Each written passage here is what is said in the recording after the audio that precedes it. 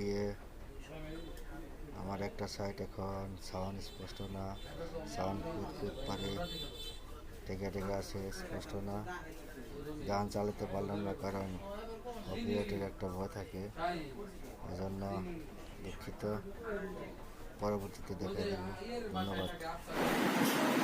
EBA cs4080 original. আমাদের একটা set খারাপ আছে,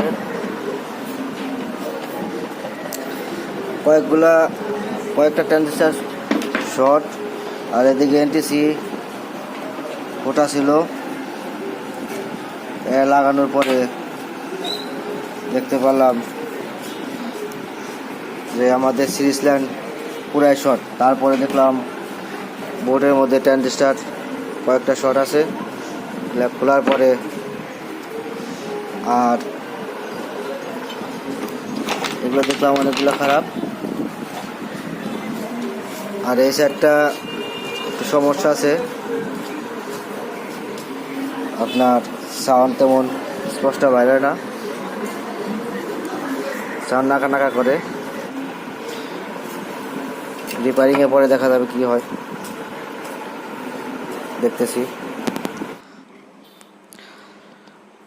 আসলে এই সাইডের ট্রানজিস্টারগুলো সবই ভালো আছে, তারপরেও সাউন্ড স্পষ্ট না, নাকা নাকা করে আসে।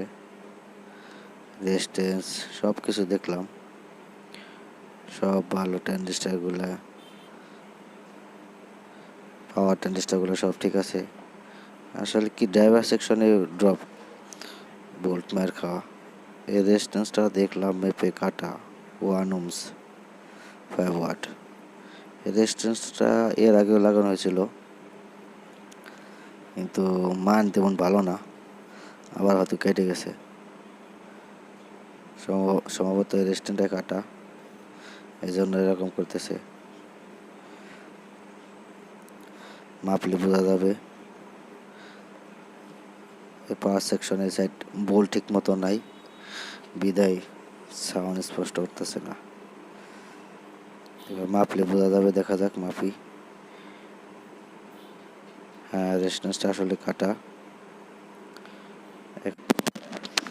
এবার রেজিস্ট্যান্সটা লাগালাম। লাগানোর পরে দেখতে হবে আমাদের আরেকটা সাইড খারাপ আছে, দুনো সাইড একই সাথে দেখতে হবে কি অবস্থা। সেটা কমপ্লিট, আশা করি কমপ্লিট।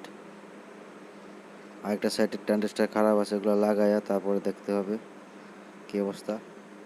এটা আবার বসায় রাখি, পরে দেখব।